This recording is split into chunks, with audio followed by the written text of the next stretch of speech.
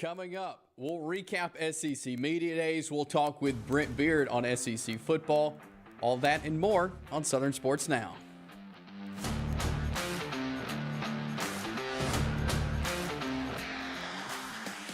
Welcome in on this Thursday, July the 20th. Hope you're having a great Thursday. I'm Chase Robinson on show number 50 of Southern Sports Now. Yeah, we've reached a little milestone here with show number 50. We got a big show on the way for you today. We'll recap SEC Media Days. We'll talk with Brent Beaird. We have him on the show. Was able to catch up with him there in Nashville this week. We'll play that for you. A couple of former Jax State golfers in the Open. We'll tell you about that coming up as well later on in the show. Glad you're joining us as we get back to the area, get back in the studio for the show today. Thoroughly enjoyed my time there in Nashville. Reminded me how I don't want to live in a big city, that I'm happy here in Oxford, Alabama. But glad I was able to go up there to SEC Media Days and bring you some content there from the Music City. But glad to be back in studio with you today. And as I was there, it just got me more and more excited for football season. So let's count you down to the football season. 37 days away from college football kicking off, and that is to week 0, which is August the 26th. 10 games will be played that day, including Jacksonville State, as they will take on the UTEP there in week 0. That will be a 4:30 kickoff there on that Saturday. And so 37 days away from Jacksonville State football and from college football beginning, and 35 days away from high school football as we are inching our way closer to the high school season. It will kick off on Thursday, August the 24th, with a number of games to start us off on that Thursday. Then, of course, a lot of games will be played on Friday night, August the 26th. But 35 days away from the high school football season, and there will be quite a few high school media days coming up next week that we'll be there and covering, and we'll count you down and get you ready, get you all the information you didn't know about your favorite teams there in high school football as we get ready for the season. And so it's here. It's right around the corner, folks, as we get ready to kicking it off on both the high school and the college football levels. We'll get to more football talk in a minute, but I got to talk some Braves here. It has not been a good week for the Bravos as they are in the midst of a 4-game losing streak. And actually, as we're doing this show as we speak, they're playing the Diamondbacks in the series finale. And so we'll see if the Braves can pull out a win. But 4 straight games lost, a couple to the Chicago White Sox, and then 2 to start the series off with Arizona. Tuesday night, they scored 13 runs, lost 16-13. Just not able to get it done, and that's it's rare for this Braves team. Now, don't take anything away from them; they're still at the top of baseball, and that's just kind of the nature of the game. We would like to see, though, what we saw at the beginning, kind of what we saw the first half of the season. After the All-Star break, the Chicago series, like we mentioned, they lost that series. They've lost this Diamondback series. So that's 2 straight series loss for the Braves, and so we'll see if they can turn it around here. But it's not a good start to the second half of the season, but you can't take anything away from the team. I think they're still at the top of baseball, still have a really good chance to go deep. They just got to figure some things out and get back rolling like they were in the first half of the season. But certainly things like this happen in baseball. That's the nature of the sport. But they will get started with the Milwaukee Brewers up in Milwaukee beginning tomorrow night. So they'll go for the 3-game series there against the Brewers beginning tomorrow. And the Brewers are up there at the top of the National League Central. And so that's going to be another tough series for the Braves. The Diamondbacks have been spending a lot of time at the top of National League West. Now they'll have the Brewers in National League Central, who are at the top, and of course the Braves still at the top of the National League East, even with the last 4 games lost for the Braves. The Marlins also have not been playing so great as well, and so the Braves still in control of the NL East, but they've got a tough little stretch here against some really good teams. So we'll see what the Braves can do, but I say no cause for concern right now. The Braves are going to be all right, and they'll get back on track very soon. We got more SEC football talk to come. Brent Beaird Beaird. Had a chance to talk with him in Nashville yesterday. We'll play that for you on the other side of this break.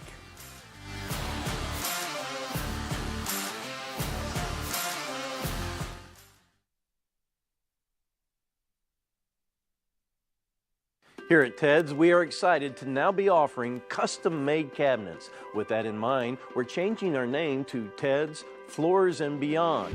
The Beyond is going to encompass everything that we offer in addition to all of your flooring needs. We've partnered with Welber Cabinet Company, who makes the highest quality cabinets in the industry. So when you're ready for a complete kitchen or bathroom remodel, shop Ted's. EAN Sports is proud to bring you the best, most informative local sports content, and we want your help to be able to do that. If you have a story idea, a tip for our sportscast, or even a highlight clip you want to see on EAN Local Sports, send us an email, eansports23@gmail.com. You can follow us on Twitter @EAN_sports, or you can send it to the EAN News Facebook page. EAN Sports, bringing you the local sports happening in your community. For metal buildings in Alabama and the Southeast, Waldrop Manufacturing is your one-stop source. A Waldrop metal building provides the coverage and protection your investments need. They specialize in carports, RV covers, portable buildings, and storage buildings. Stop paying rent for storage. With Waldrop's price per foot, you can actually save money by buying straight from the manufacturer. Waldrop buildings are guaranteed because Waldrop manufactures buildings with U.S. steel right here in Calhoun County. Waldrop Manufacturing, serving the entire Southeast. Give them a call today. If you see some interesting weather phenomenon in your backyard here in East Alabama, send that to us. We would love to hear from you. Send that to us at the email address you see on your screen or through Facebook at EAN News. Ted's Floors and Beyond brings you Southern Sports Now each and every afternoon.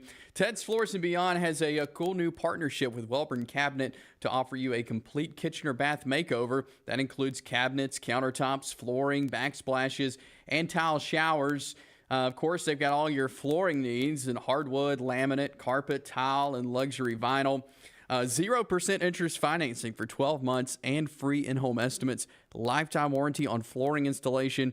So go by and see Ted's Floors and Beyond right there on Highway 431 in Anniston, right before Sachs Elementary School, or visit them online, shopteds.com. That is shopteds.com. Spent some time in Nashville at SEC Media Days this week and had a chance to catch up with our friend Brent Beaird. We've had him on the show several times, talk SEC football, and had a chance to do that with him yesterday up in Nashville. So here is my conversation with Brent Beaird, First Coast News and Heisman voter there at SEC Media Days. Brent Beaird here with me, and Brent, we get to talk on the phone and do interviews. Great to see you in person here. Yeah, listen, it's great to be here. I missed one of these since the early 90s, and I've seen it grow and change, and it's interesting what it is in Nashville. What's really going to be interesting to see is what it's going to be like next year in Texas and Dallas at the Omni Hotel. And Chase, another interesting thing about this is that week is going to be the same week as a Major League Baseball All-Star game. Oh, wow. That's going to be in Arlington. That will be about a half an hour away.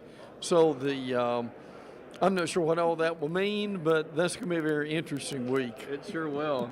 Your thoughts here in Nashville? I mean, we saw it in Hoover for years, a couple times in Atlanta. Just your thoughts, having been to a lot of these, how you think it's going here in Nashville? I really prefer Hoover, to be honest with you. I mean, you've got the parking, you've got the unlimited food in the mall. I mean, those are little things that a lot of people don't care about, but for the media, it does make a difference. I mean, Nashville's been great. Man, I don't think I've ever seen a cleaner city on the streets than what they do here. And they go to a lot of trouble to get that done. But there's also a lot of construction here. And I know they're trying to be one of the super cities, and they're on their way to being able to do that. But the hospitality's been great. And it's good to be here, but this week always tells us that we're that close to the season, and it's right around the corner. And man, we're 2 weeks away from fall camp. That's just amazing, frankly. Yeah, it is. And, of course, Alabama was on stage earlier today, had a chance to hear from Coach Nick Saban. What stands out to you as Nick Saban heads into another year leading the Tide? He's got a couple new coordinators. What stands out to you about this Alabama team this year? Well, he was very praising of his coordinators, and Tommy Reese, who is in his early 30s, and Saban said it makes him feel like he's 39. And then Kevin Steele, who has been around the block, been with Alabama, was with Miami. Look, I think both those guys are going to make a tremendous difference. If they can find a quarterback, they're going to be really hard to beat. And the thing I mean by that is, I think the offensive line is going to be better. I think Wolford, in his second year as coach for that offensive line, is going to make a difference. I think the running back room is going to be off the charts, especially if Justice Haynes is able to do what we've heard he could. And I think the receivers will be okay. I don't think we've got Julio Jones or Mari Cooper in that bunch yet, but by the end of the year, that may be a possibility. And Chase, I think the defense is going to be better under Kevin Steele. That they're not going to have to think as much as they were under Pete Golding. I mean, Golding did a good job, but it was just too complicated. Yeah. They needed to simplify that defense and let those guys just read and react. I mean, look, you've got defensive players who can run as fast as track stars, so just let them go and let them get to the quarterback. I don't think we'll see all these pre-snap penalties that we did last year. I think they'll be more disciplined and have more detail. I mean, the schedule's tough. There's no doubt about that. Texas game is big. But, I mean, your conference games are what's going to make a difference. LSU coming to Alabama is going to be unbelievable, frankly. And then the Auburn game always is challenging. And then you've got the revenge game with Tennessee that'll be going on too. They'll play that down, but that's the reality of it. So I understand why the media is probably going to pick LSU to win the West, but I still think Alabama has a better roster in that Western Division. Do you see this Alabama roster, this team, built as a championship team? I mean, I feel like we could say that all the time about Alabama. Do you feel like this roster could get it done, though? I do. Now, some of these guys are going to have to step up. Let's just be honest. Dallas Turner didn't play well last year, and that's got to change. And I think with Kevin Steele, it might. I mean, Kool-Aid in the secondary is going to be one of the best they've had, frankly. But the defensive line has got to get better. I think that's why they really want to go and get Bo Davis, who's at Texas, maybe the best defensive line coach in the nation, and get him back in Alabama. So if you've got that going on, then you've got Will Reichard, who is one of the better kickers. Reichard's going to win a game or two a year. I mean, he won the Texas game, but by being able to kick the late field goal that he did. But I still think, this, and Bama really performs well when teams aren't expecting as much out of them. It would really do them a lot of good that if LSU's picked to win the West and Georgia's picked to win it all. Yeah. And I know the Auburn Tigers also with the new head coach, 2 new coordinators. Still a lot of question marks when you look at this Auburn team based on 42 new players on their roster. Your thoughts on Auburn and kind of the potential for them this year? Here's the main thing that Hugh did is just what you outlined. They've got like 42 players out of 85 who've never played a down for Auburn, but they really needed to do that. What Hugh's done this year, to me, the quarterback's not going to matter that much. I mean, Chase, he could take you and me and whoever's in the studio and make us into a quarterback. I mean, he's that good on that side of the ball. We don't know about Jarquez Hunter. I think he'll play. I'd be surprised if he didn't. And he's one of the better backs anywhere. But the main thing they did is rebuild the offensive line and also the defensive line because, unfortunately, Brian Harsin had one hand tied behind his back, and Gus Malzahn either would not or could not recruit offensive linemen. So they finally went out and got some guys who can help them there. But all the skill positions will take care of itself.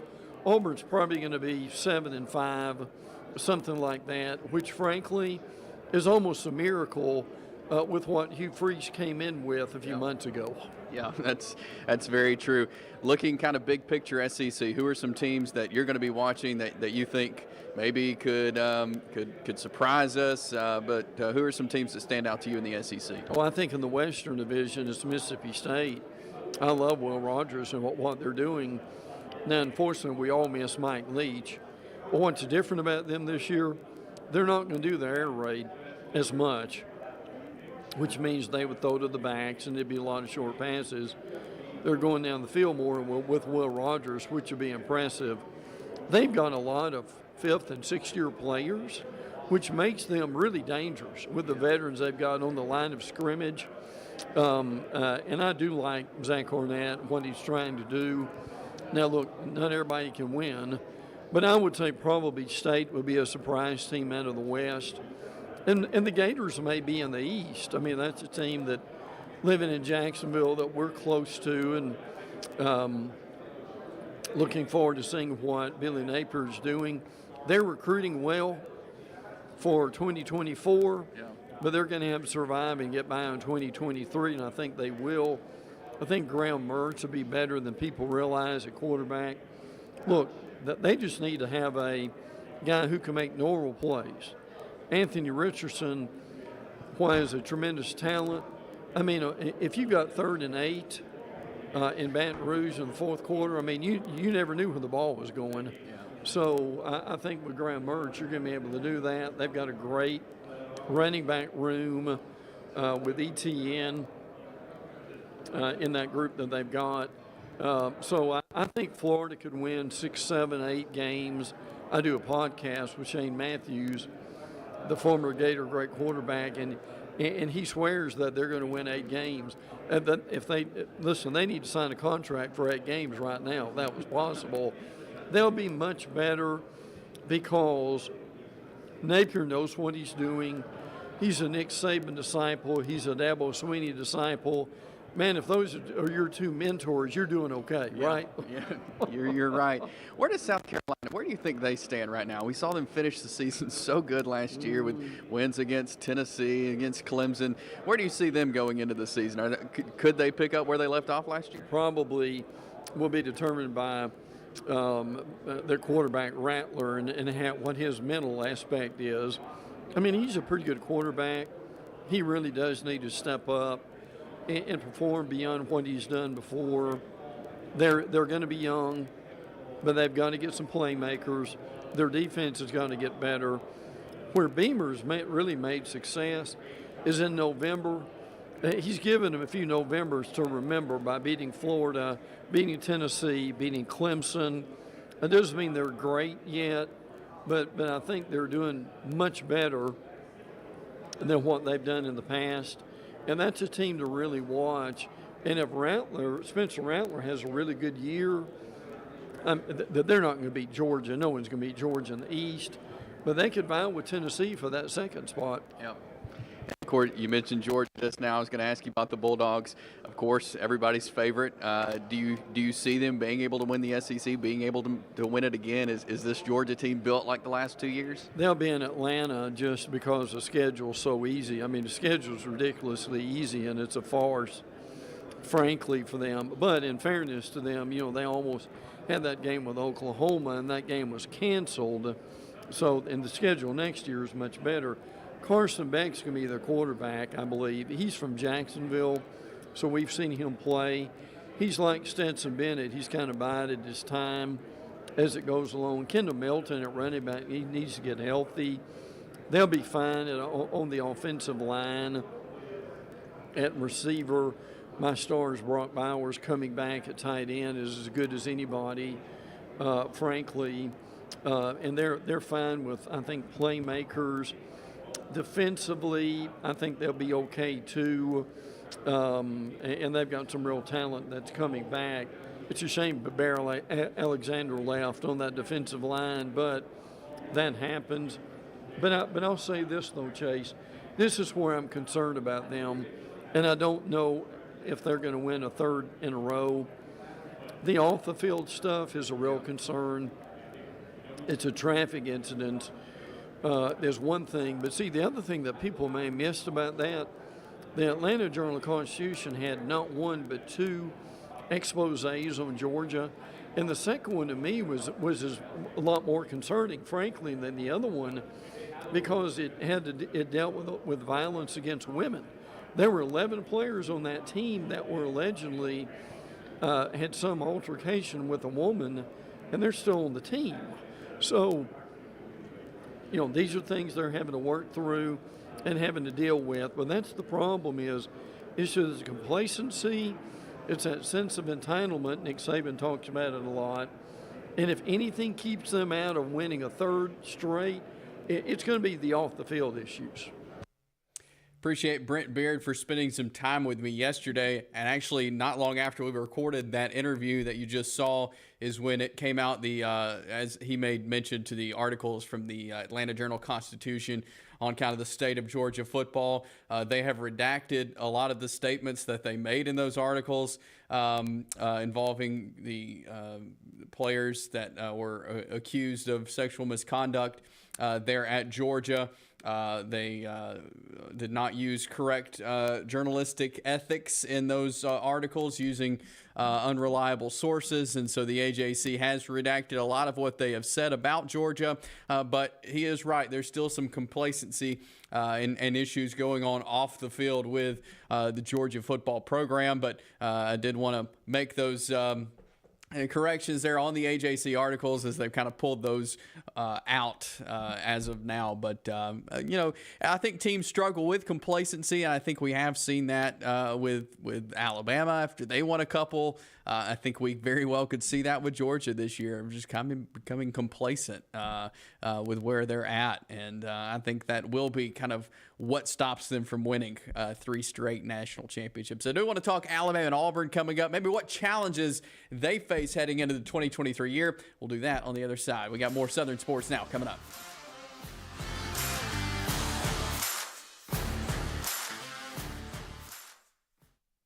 Here at Ted's, we are excited to now be offering custom-made cabinets. With that in mind, we're changing our name to Ted's Floors and Beyond. The Beyond is going to encompass everything that we offer in addition to all of your flooring needs. We've partnered with Welber Cabinet Company, who makes the highest quality cabinets in the industry. So when you're ready for a complete kitchen or bathroom remodel, shop Ted's.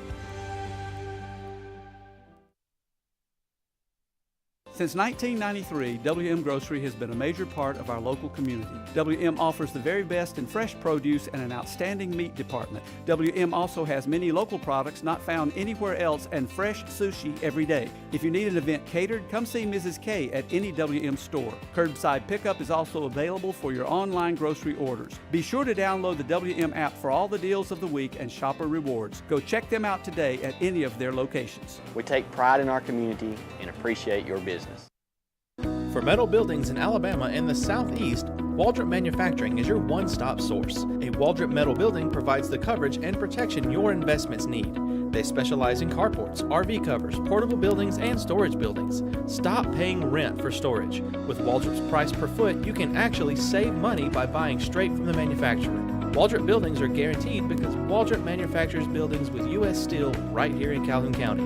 Waldrop Manufacturing, serving the entire Southeast. Give them a call today. We continue here on Southern Sports Now here on this Thursday. Back in studio after spending a couple days up in Nashville at SEC Media Days. Media Days was coming to a close today. Had the final 3 teams on the podium earlier with Ole Miss, with always entertaining Lane Kiffin, as well as South Carolina was there today as well as Tennessee. Josh Heupel and the Vols were there in Nashville today. But just kind of some things I've learned about Alabama and Auburn this year, and I want to start with Auburn. What are some challenges that Auburn faces this season? I think one of the biggest challenges they face is their roster. I mean, the fact that there are so many new guys, and I played the sound the other day from Hugh Freeze saying, that's probably the greatest challenge for him is learning these guys. The other coaches learning these guys. You you recruit a guy out of the portal for a couple of days, you bring him into your program. Well, you don't really know them. There's no relationship there. They've got to learn you as a coach. They've got to learn other players. You got to learn their game on the field. I mean, so I think one of the biggest challenges for Auburn this year is the 42 new players on their roster and getting them in sync, getting them working together and everybody on the same page. I think that could take 3 games, 4 games, half the season to get everybody on the same page. You're going to have fall camp, but it's about when you get into the game if these guys can be coherent and work together. So I think one of the biggest challenges for Auburn this year is kind of the roster overhaul and getting all these guys on the same page, and then working with a new quarterback. That's always a big thing in Peyton Thorne, who probably is going to be the new quarterback there at Auburn. It would shock me if he was not the starting quarterback, but I think those are 2 of the biggest challenges for Auburn. Is just the sheer amount of new guys that are out there, and then getting the offense in sync, which you have a great offensive mind in Hugh Freeze leading the team. But those are the biggest challenges, I think, for Auburn. For Alabama, I think the biggest challenges for them kind of goes along with the quarterback position as well. Is you've got really 3 guys competing for the starting quarterback job. They're all 3 kind of different in some ways, and so you've got guys having to work harder now and learning a couple of different quarterbacks, because you go into fall camp, you got 3 guys. That'll probably a couple of weeks in go down to 2 guys. That'll be kind of in the, vying for that starting job. And so, I think that could be a challenge of learning 2 different guys and really the unknown of who will be the starter. All 3 great quarterbacks. All 3, I think, could be starters for the Crimson Tide and be successful. But, I think that could be a challenge for the Tide this year. And this is a really good Alabama team that were coming in. But I think defense, you look, Will Anderson Jr. was the guy last year. Everybody's talking about, you got a couple of guys who are going to have to step up and kind of replace what he was, even though there's no replacing what Will Anderson did there in Alabama. I think it could be a challenge, though. The defense coming together, they've got to replace the numbers he had. But we're looking at what could be a fun year for the Alabama Crimson Tide this year. But those are some challenges for Alabama and Auburn that I kind of picked up on listening to the coaches this week there at SEC Media Days. We'll jump to a break here. We'll wrap things up on this Thursday next here on Southern Sports Now. Stick around.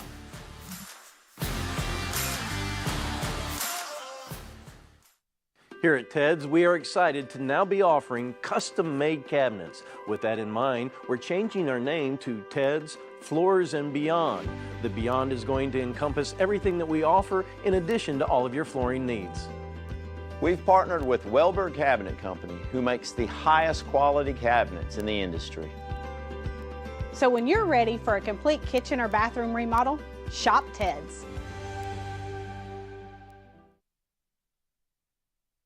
Since 1993, WM Grocery has been a major part of our local community. WM offers the very best in fresh produce and an outstanding meat department. WM also has many local products not found anywhere else and fresh sushi every day. If you need an event catered, come see Mrs. K at any WM store. Curbside pickup is also available for your online grocery orders. Be sure to download the WM app for all the deals of the week and shopper rewards. Go check them out today at any of their locations. We take pride in our community and appreciate your business.